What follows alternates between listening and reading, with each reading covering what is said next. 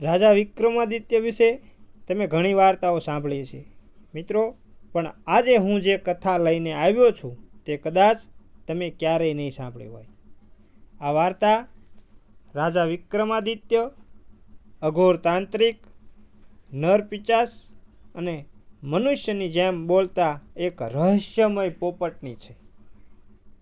એક નાગરિકને બચાવવા માટે વિક્રમાદિત્યના રાજમાંથી ચાંડાલ બનવાની આ ખૂબ જ રોમાંચક અને હૃદયસ્પર્શી કથા છે.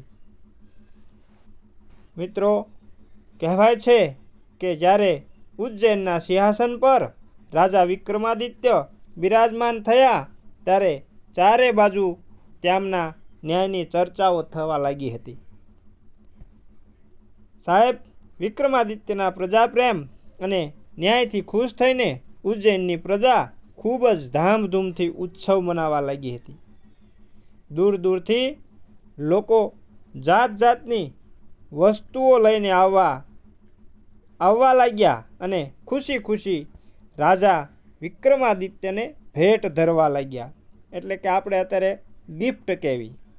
એકવાર એક શિકારી વિક્રમાદિત્યના દરબારમાં એક પોપટ લઈને આવ્યો અને રાજાના સન્માનમાં ભેટ કરી દીધો. રાજા વિક્રમાદિત્યએ જ્યારે તે પોપટની ખાસિયત પૂછી ત્યારે તે શિકારીએ જણાવ્યું કે આ પોપટ ખૂબ જ અદ્ભુત છે. એની ખાસિયત એ છે કે તે માણસની જેમ બોલે છે.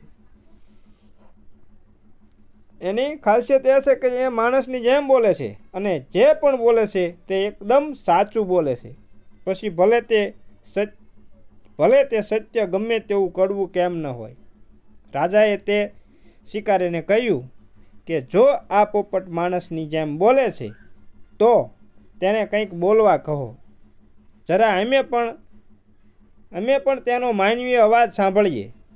તે શિકારીએ પોપટને કહ્યું કે આટલા મહાન અને ન્યાયપ્રિય રાજા તારો માનવીય અવાજ સાંભળવા માગે છે. રાજાના શાસનમાં કંઈક બોલીને સંભળાવી દે.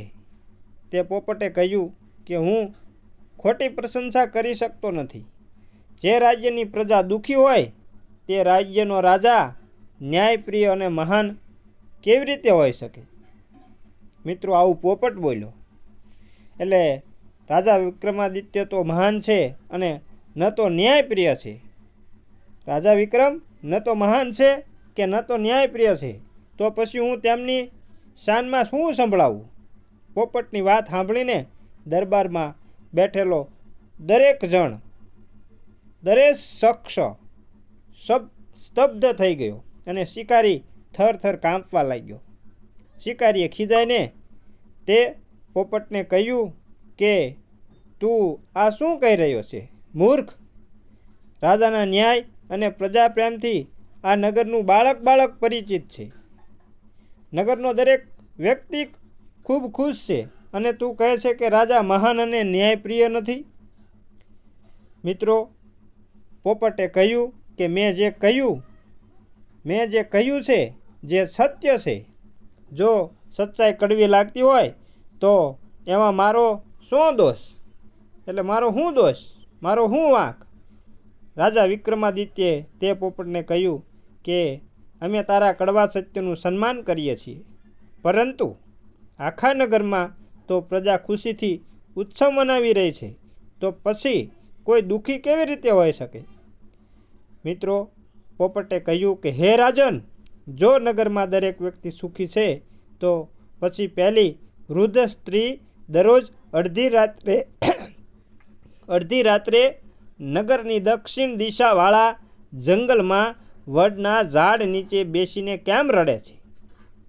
રાજાએ આશ્ચર્યભર્યા સ્વરે પોપટને પૂછ્યું કે તું શું કહી રહ્યો છે? જો આ વાત ખોટી નીકળશે તો તેનું પરિણામ તું જાણે છે. એટલે પોપટે કહ્યું કે હું બિલકુલ સત્ય કહી રહ્યો છું. રાજન, જો આ વાત ખોટી નીકળે તો તમે મને જે ઈચ્છો તે સજા આપી શકો છો. વિક્રમાદિત્યએ કહ્યું કે ઠીક છે, હું અડધી રાતે પોતે તે જંગલમાં જઈશ અને તપાસ કરીશ. તે વૃદ્ધ સ્ત્રી કોણ છે અને દરરોજ અડધી રાતે તે વડના ઝાડ નીચે બેસીને કેમ રડે છે. વિક્રમાદિત્યે તે શિકારીને કહ્યું કે કડવું સત્ય બોલનારો આ પોપટ મને પસંદ આવી ગયો છે. તેની કિંમત બોલો, શિકારીને રાજા વિક્રમે કહ્યું. શિકારીએ કહ્યું કે મહારાજ, આ પોપટ હું આપના માટે જ લાવ્યો છું. મારે તેની કોઈ કિંમત નથી જોઈતી.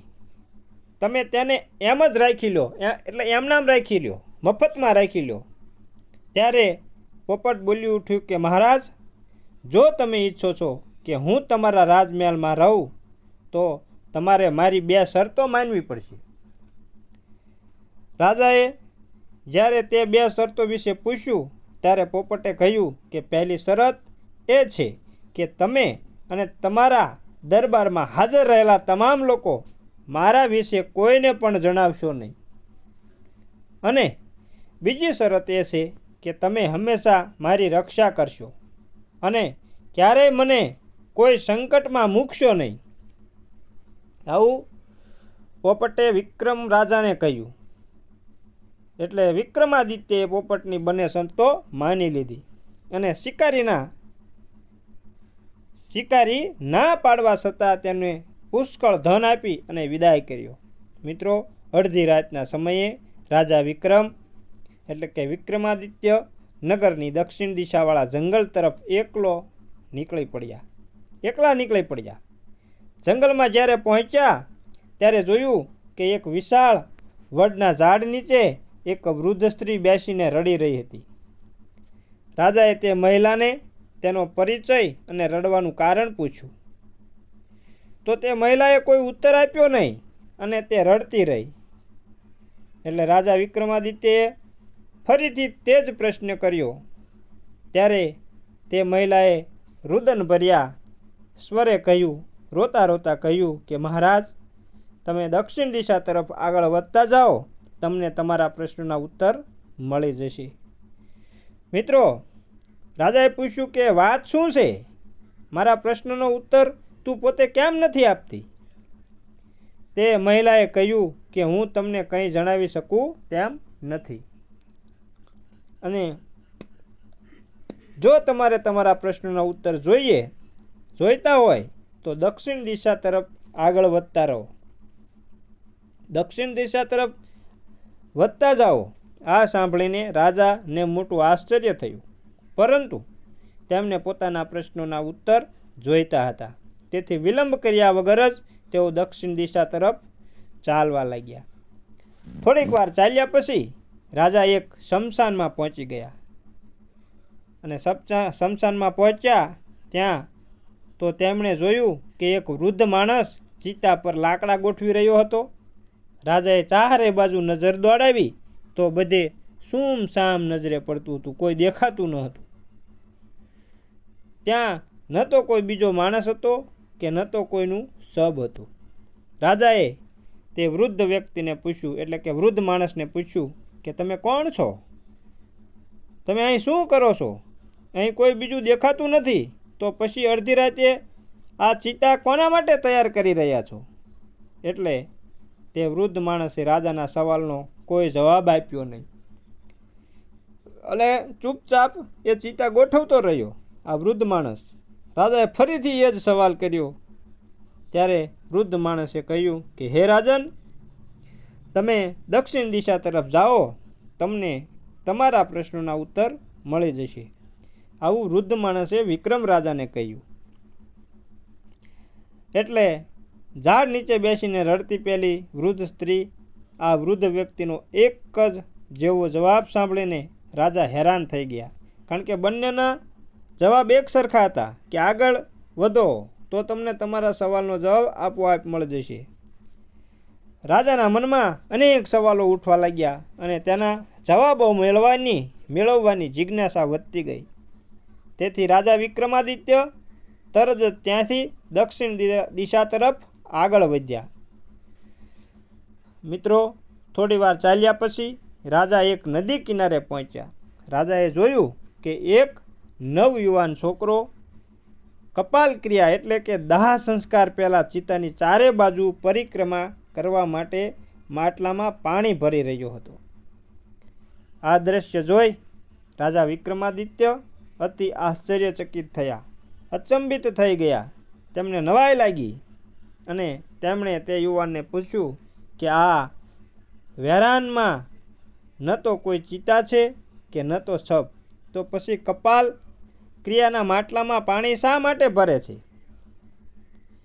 તે વૃદ્ધ સ્ત્રી અને વૃદ્ધ પુરુષની જેમ નવયુવાને પણ રાજાને એવો જ ઉત્તર આપ્યો.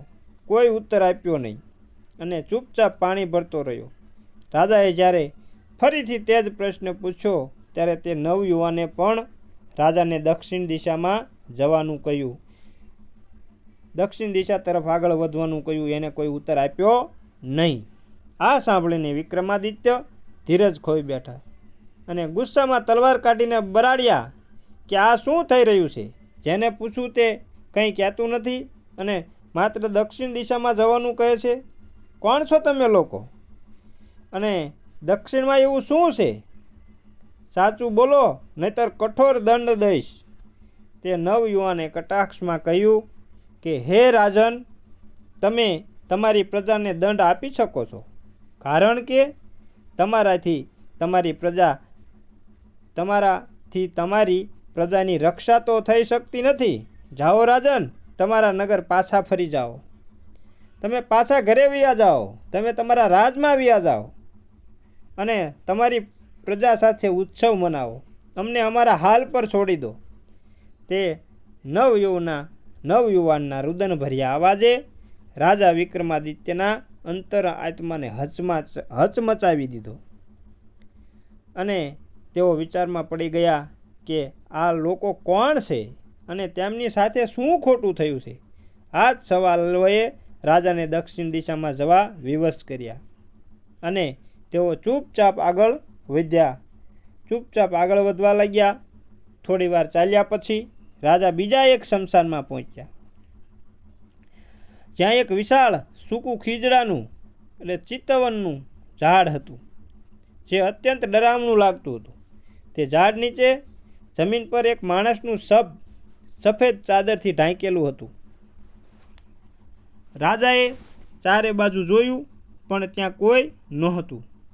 તે શબ કોનું છે તે જાણવા વિક્રમાદિત્ય જેવું તેના ચહેરા પરથી ચાદર હટાવવા ગયા કે તરત જ પેલા ઝાડમાંથી ભયાનક અવાજ આવ્યો, થોભી જા, તે શબ પરથી ચાદર ન હટાવતો નહીતર અનર્થ થઈ જશે. રાજા વિક્રમાદિત્ય તે અવાજ સાંભળીને ચોંકી ગયા અને પૂછ્યું કે સામે આવ, મારી સામે પ્રગટ થા, કોણ છે તું? ત્યારે વિશાળ વૃક્ષ પર એક ભયાનક પિચાસ પ્રગટ થયો અને તેણે કહ્યું કે હું નર પિચાસ છું, પણ તું કોણ છે અને શા માટે અહીં આવ્યો છે? રાજાએ કહ્યું કે હું ઉજ્જૈનનો રાજા વિક્રમાદિત્ય છું અને મારા સવાલોનો જવાબ શોધવા અહીં સુધી આવ્યો છું. એટલે મિત્રો નર પિચાસે પૂછ્યું કે કયા સવાલ? શું છે તારા સવાલ? વિક્રમાદિત્યએ જંગલની તે વૃદ્ધ સ્ત્રી, શમશાનમાં ચિતા સજાવતા વૃદ્ધ અને નદી કિનારે પાણી ભરતા યુવાન વિશે પૂછ્યું અને જાણવા માંગ્યું કે આ મળદું કોનું છે અને ચાદર હટાવવાથી શું એનો અનર્થ થશે. તે નર પિચાસે કહ્યું કે હે રાજન, આ દેવરત્ન નામના વટે માર્ગનું શબ છે, જે પૂરી રીતે મૃત નથી.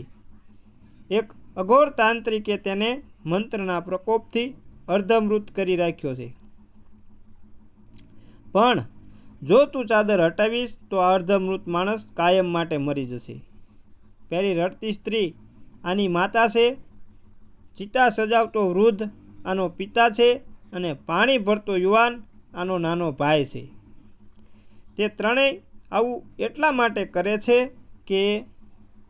છે કારણ કે મેં જ તેમને એમ કરવા કહ્યું છે.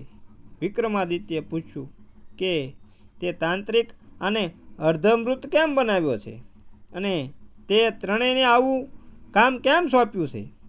એટલે મિત્રો નરપિશાચે કહ્યું કે રાજન સાંભળો, થોડા દિવસ પહેલાં હું નરપિશાચ નહીં પણ એક ચાંડાલ હતો અને અહીં જ રહેતો હતો, એટલે કે શમશાનમાં રહેતો હતો.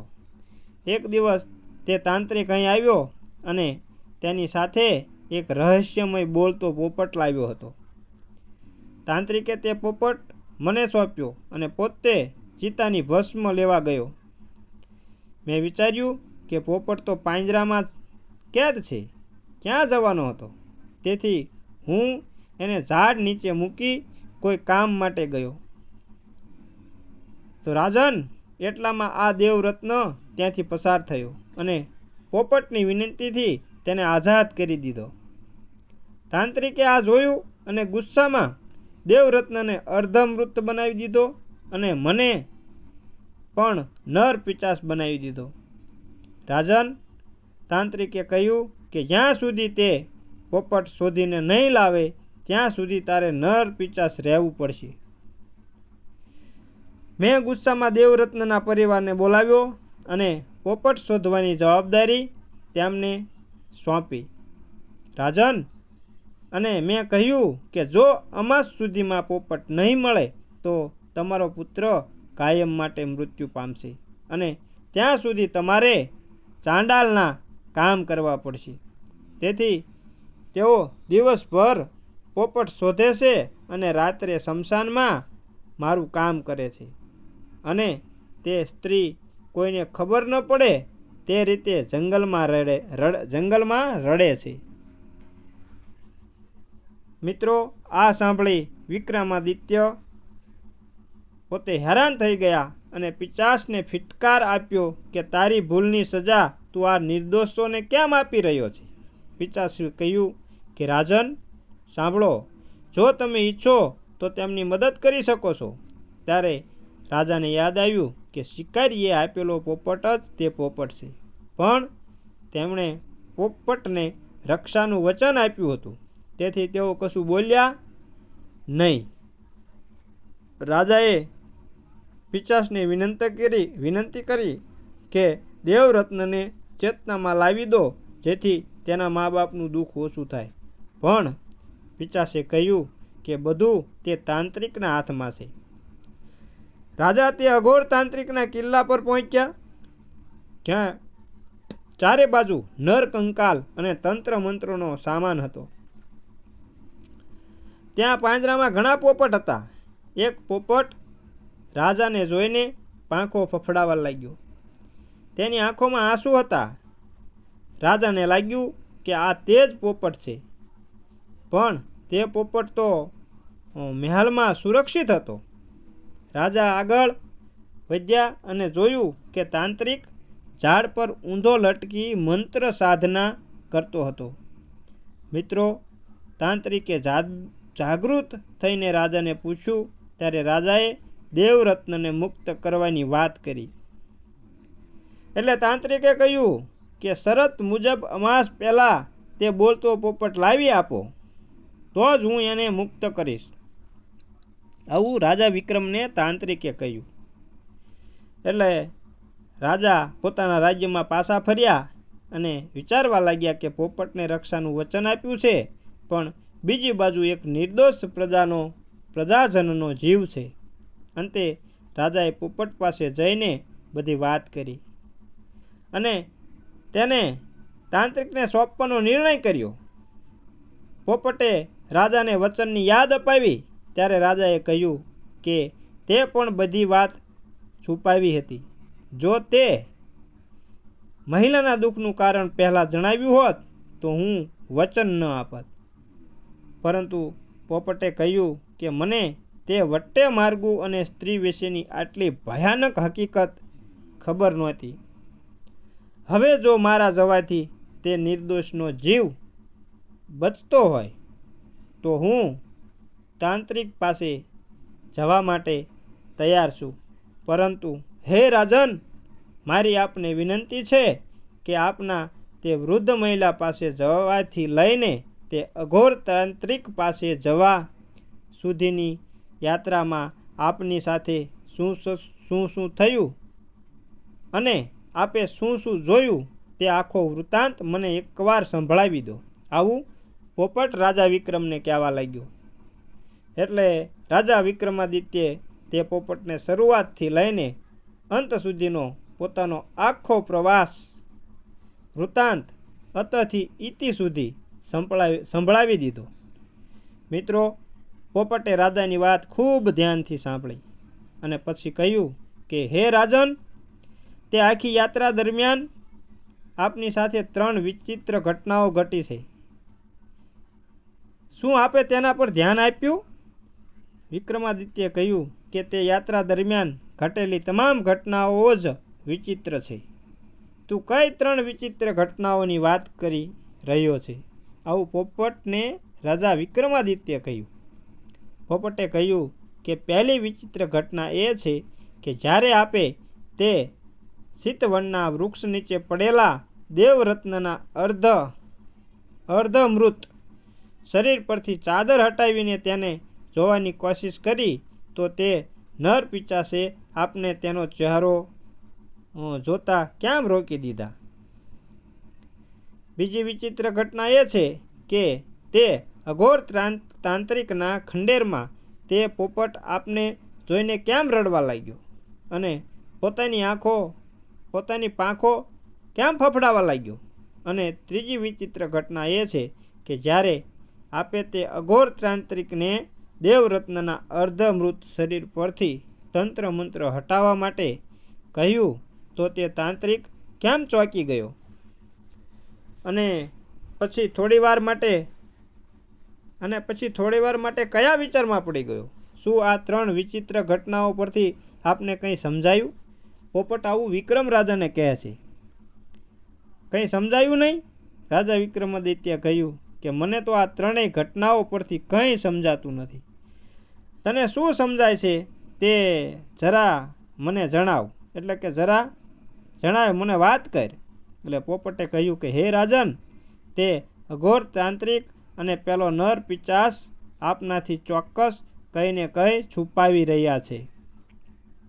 બંને મળીને આપની સાથે કોઈ બહુ મોટી રમત રમી રહ્યા છે. એટલે રાજાએ પોપટને પૂછ્યું કે જો તારી વાત સાચી હોય તો પછી તે બંને મારાથી કઈ વાત છુપાવી રહ્યા છે અને મારી સાથે કઈ રમત રમી રહ્યા છે? એટલે પોપટે કહ્યું કે આ વાતની ખબર પાડવા માટે તે મસાણમાં જવું પડશે. તમારે જો આ વાત જાણવી હોય તો તમારે તે શમશાનમાં જવું પડશે અને દેવરત્નના અર્ધમૃત શબ પરથી સફેદ ચાદર હટાવવી પડશે. પણ તે નર પિચાસ આપણને ઓળખી ગયો છે એટલે તે આપને ચાદર હટાવવા નહીં દે. તેના માટે આપે ચાંડાલનો વેશ ધારણ કરીને જવું પડશે. મિત્રો, રાજા વિક્રમાદિત્ય તે પોપટની વાત માનીને ચાંડાલનો વેશ ધારણ કરી લીધો અને એક ધાબળો ઓઢીને તે ધાબળામાં પોપટને છુપાવીને તે મસાણ તરફ નીકળી પડ્યો. હવે પોપટ અને રાજા વિક્રમ પોતે આ શમશાનમાં પહોંચ્યા. પછી પોપટે વિક્રમાદિત્યને બરાબર સમજાવી દીધું કે શું કરવાનું છે. પોપટ બધું જાણતો હતો, શું કરવાનું છે અને કેવી રીતે કરવાનું છે. રાજા તે પોપટને ધાબળામાં છુપાવીને સીતવનમાં વૃક્ષ નીચે પહોંચી ગયા. પોપટનું આખું શરીર ધાબળાની અંદર છુપાયેલું હતું અને માત્ર માથું બહાર દેખાતું હતું. રાજાએ જેવી જ દેવરત્નના અર્ધમૃત શબના ચહેરા પરથી ચાદર હટાવી તો તે શબનો ચહેરો જોઈને પોપટના હોશ ઉડી ગયા. તે અર્ધમૃત શબ દેવરત્નનું નહોતું, પરંતુ તે ચાંડાલનું હતું, જે અત્યારે નર પિચાસ બની ચૂક્યો છે. તે જ સમયે નર પિચાસ પ્રગટ થઈને બોલી ઉઠ્યો કે તું કોણ છે અને આ શું કરી રહ્યો છે? ચાંડાલ વિક્રમ રાજાને કહેવા લાગ્યો. એટલે રાજાએ ડરતા ડરતા કહ્યું કે હું એક ચાંડાલ છું. આ શમશાનમાં નવો આવ્યો છું. આ માણસને ચાદર ઓઢીને સૂતેલો જોયો તો મને લાગ્યું કે આ મળદું છે, બસ તેની તપાસ કરી રહ્યો હતો. નર પિશાચે કહ્યું કે આ મળદાથી દૂર થઈ જા, ફરી ક્યારેય આની પાસે આવતો નહીં. ચાંડાલને કહ્યું નર પિશાચે. પોપટે રાજાને ત્યાંથી નીકળી જવાનો ઈશારો કર્યો. રાજા ત્યાંથી થોડે દૂર ગયો અને પોપટને પૂછ્યું કે તે જેવું કહ્યું હતું મેં બિલકુલ તેવું જ કર્યું. હવે જણાવ, તને શું સમજાયું? પોપટે કહ્યું કે રાજન, આપ જેને વટે માર્ગું દેવરત્નનું અર્ધમૃત શરીર સમજી રહ્યા છો તે દેવરત્ન નથી, તે તો પેલા ચાંડાલનું શબ છે જે અત્યારે નર પિશાચ બનેલો છે. આ સાંભળીને વિક્રમાદિત્યના પગ નીચેથી જમીન સરકી ગઈ અને તેમણે પોપટને કહ્યું કે તું આ શું કહી રહ્યો છે? આ શું કહી રહ્યો છે? પોપટે કહ્યું કે મહારાજ, હું દેવરત્ન અને ચાંડાલ બંનેના ચહેરા સારી રીતે ઓળખું છું. હું આ બધું બિલકુલ સત્ય કહી રહ્યો છું કે આ મૃતદેહ તે ચાંડાલનો જ છે. રાજા વિક્રમાદિત્યએ પૂછ્યું કે જો આ શબ પહેલાં ચાંડાલનું છે તો પછી દેવરત્ન ક્યાં છે? પોપટે કહ્યું કે દેવરત્ન તે અઘોર તાંત્રિક પાસે છે. તાંત્રિકના ખંડેરમાં જે પોપટ આપને જોઈને રડવા લાગ્યો હતો તે બીજું કોઈ નહીં પણ દેવરત્ન છે. એટલે જ તે તમને જોઈને રડતો હતો, પણ તમે કાંઈ સમજી શક્યા નહીં. જેને તાંત્રિકે પોપટ બનાવીને રાખ્યો છે, દેવરત્ન આપના જ નગરનો નાગરિક છે. તે આપને જોતાં જ ઓળખી ગયો હતો, પણ તે કંઈ બોલી શકતો નહોતો. એટલે તેથી પોતાની પાંખો ફફડાવી અને રડી રડીને આપની પાસે મદદ માગી રહ્યો હતો, પણ આપ તેની ભાષા સમજી શક્યા નહીં અને તેને ત્યાં જ છોડીને પાછા આવી ગયા. તે નર પિશાચે માત્ર આપની સાથે જ નહીં પરંતુ દેવરત્નના માતા પિતા અને ભાઈ સાથે પણ જૂઠું બોલ્યો છે કે આ જમીન પર પડેલું અર્ધમૃત શરીર દેવરત્નનું છે, જેથી પેલા અર્ધમૃત દેહને જીવતો કરવાનું સપનું બનાવીને તેમની પાસે આ બોલતા પોપટને એટલે કે મને શોધી શકે. અને તે બિચારા ભોળા લોકો એવું જ સમજી રહ્યા છે કે આ અર્ધમૃત શબ તેમના પુત્ર એટલે કે એમના દીકરાનું છે અને પોતાના દીકરાને પાછો જીવતો મેળવવાની લાલચમાં તેઓ ત્રણેય આ નર પિશાચના હાથની કઠપૂતળી બનેલા છે. એટલે નર પિશાચ એમને કઠપૂતળી બનાવી અને નચાવી રહ્યો છે. વિક્રમાદિત્યની આંખો ક્રોધથી લાલચોળ થઈ ગઈ. તેમણે કહ્યું કે આ નર પિશાચ અને તાંત્રિકે આટલી મોટી ધૂર્તતા કરી છે, દુષ્ટતા કરી છે. હું અત્યારે જ જઈને તે અઘોર તાંત્રિકની જીવનલીલા સમાપ્ત કરી દઉં અને ત્યારબાદ આ નર પિશાચને કઠોરમાં કઠોર દંડ આપીશ. ત્યારે મિત્રો પોપટે કહ્યું કે મહારાજ, આવી ભૂલ કરવાની ભૂલથી પણ ભૂલ ન કરતા. તે તાંત્રિક ખૂબ જ ધૂર્ત છે અને ચોક્કસ કોઈને કોઈ જાળ બિછાવીને બેઠો હશે. આ નર પિશાચનું શબ અર્ધમૃત નથી પણ પૂરેપૂરું મૃત થઈ ચૂક્યું છે. જો તે તાંત્રિક મને મેળવવામાં સફળ થઈ જશે તો તે આ નર પિશાચને ફરી જીવતો નહીં કરી શકે, પણ પોતાના તંત્ર મંત્રથી તેને વધુ ખતરનાક પિશાચ બનાવવાની કોશિશ કરશે. તેથી સૌથી પહેલાં આ નર પિશાચને રસ્તામાંથી હટાવવો પડશે. આવું પોપટ વિક્રમ રાજાને કહેવા લાગ્યો. રાજાએ પૂછ્યું કે આને રસ્તામાંથી કેવી રીતે હટાવી શકાય? તો પોપટે કહ્યું કે આને રસ્તામાંથી હટાવવાનો માત્ર એક જ રસ્તો છે. આ નર પિશાચના મૃત શરીરને અગ્નિ હવાલે કરી દેવામાં આવે, એટલે બાળી નાખવામાં આવે. નર પિશાચના શરીરને અગ્નિ હવાલે કરતાં જ તેને પોતાના મૃત શરીર પ્રત્યેનો મોહ છૂટી જશે અને તે કાયમ માટે મુક્ત થઈ જશે, પણ તેને અગ્નિને હવાલે કરવો એટલો સરળ નથી.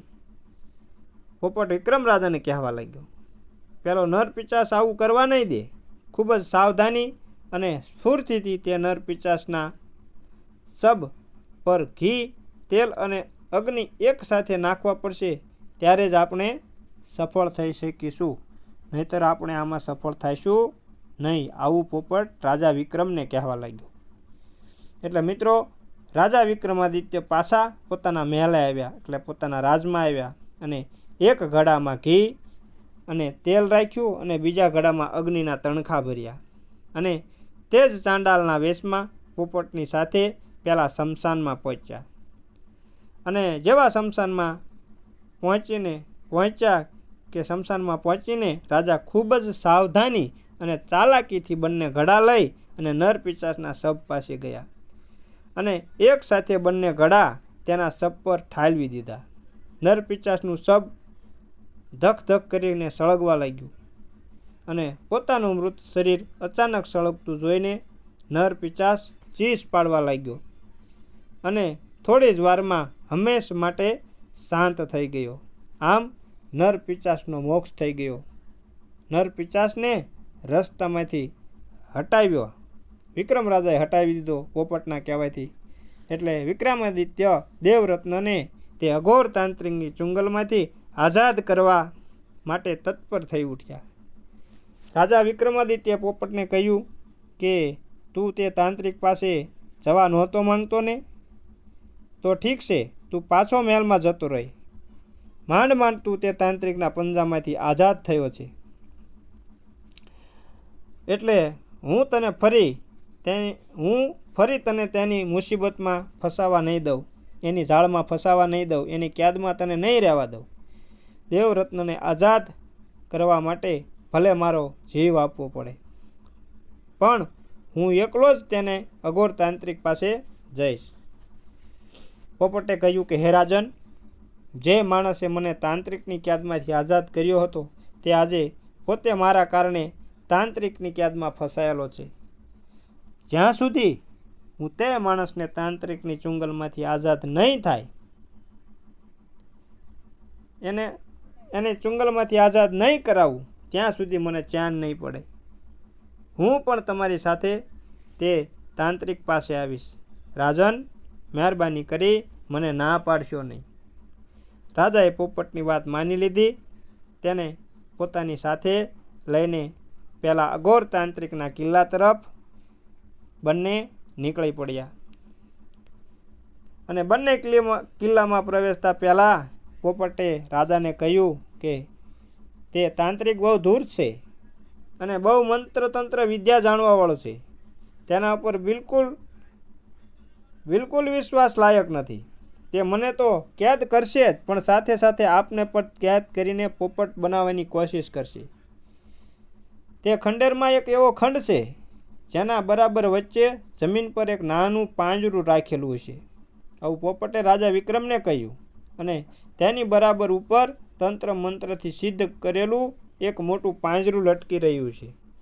તે તાંત્રિક આપને તે નાનું પાંજરું લાવવા માટે કહેશે, અને જ્યારે આપ તે નાના પાંજરા પાસે જશો ત્યારે તે તાંત્રિક ઉપર લટકી રહેલા મોટા પાંજરાની દોરી ખોલી નાખશે, અને તે પાંજરું આપની ઉપર પડશે, અને આપ તરત જ તે પાંજરામાં કેદ થઈ જશો. આવું પોપટ વિક્રમ રાજાને કહેવા લાગ્યો, અને તમે પણ પોપટ બની જશો. તેથી હે રાજન, હું જેવું કહું તેવું જ કરજો, તો જ આપણે એ દૂર તાંત્રિકથી બચી શકીશું. પોપટે રાજાને તાંત્રિકની ચુંગલમાં ફસાતા બચવાની રીત સમજાવી દીધી. એટલે મિત્રો, રાજા વિક્રમાદિત્ય તે પોપટને લઈને તાંત્રિકના કિલ્લામાં પ્રવેશ્યા, એટલે કે અંદર ગયા, કિલ્લામાં ગયા. અંદર પહોંચ્યા ત્યારે તે તાંત્રિક એક મંત્ર સિદ્ધિમાં લાગેલો હતો. ત્યારે પોપટ બોલી ઉઠ્યો કે હું આવી ગયો છું તાંત્રિક. હવે તું તે વટે માર્ગુ દેવરત્નને તે પાંજરામાંથી આઝાદ કરી દે, અને તેને પાછો માણસ બનાવી દે. એટલે આ તાંત્રિક તો પોપટનો અવાજ સાંભળી અને તાંત્રિક ચોંકી ગયો. સામે જોયું તો રાજા વિક્રમાદિત્ય તે બોલતા પોપટ સાથે ઊભા હતા. તાંત્રિકે વિક્રમાદિત્યને કહ્યું કે લાગે છે કે આ પોપટે આપને બધી સચ્ચાઈ જણાવી દીધી છે કે વટે માર્ગુ દેવરત્ન તે માણસમાં અર્ધમૃત નથી, પણ અહીં મારી કેદમાં છે. પોપટે કહ્યું કે નકામો સમય બગાડ નહીં તાંત્રિક, હવે જલ્દીથી દેવરત્નને આઝાદ કર. એટલે મિત્રો તાંત્રિક દેવરત્નને આઝાદ કરવા નહોતો માંગતો. તે બોલતા પોપટની સાથે રાજા વિક્રમાદિત્યને પણ કેદ કરીને પોપટ બનાવવાનું વિચારી રહ્યો હતો. તેથી તે તાંત્રિક વિક્રમાદિત્યને પહેલાં પાંજરાવાળા ખંડમાં લઈ ગયો. આ તાંત્રિક એના પાંજરાવાળા ખંડમાં લઈ ગયો અને કહ્યું કે હે રાજન, તમે પહેલાં આ બોલતા પોપટને જમીન પર રાખેલા પાંજરામાં પૂરી મને સોંપી દો, અને પછી જ હું એટલે કે ત્યારબાદ હું દેવરત્નને આઝાદ કરીશ. રાજા વિક્રમાદિત્યને તાંત્રિકની ચાલ સમજાઈ ગઈ. પોપટે એને સમજાવી દીધેલું હતું. તેમણે હવે શું કરવાનું છે તે પોપટે પહેલાં જ સમજાવી દીધું હતું. મિત્રો, રાજાએ તાંત્રિકને કહ્યું કે ઠીક છે, હું તને આ પોપટને જમીન પર પડેલા પાંજરામાં કેદ કરીને આપી દઉં છું, પણ તે પછી પણ જો તે દેવરત્નને આઝાદ ન કર્યો તો?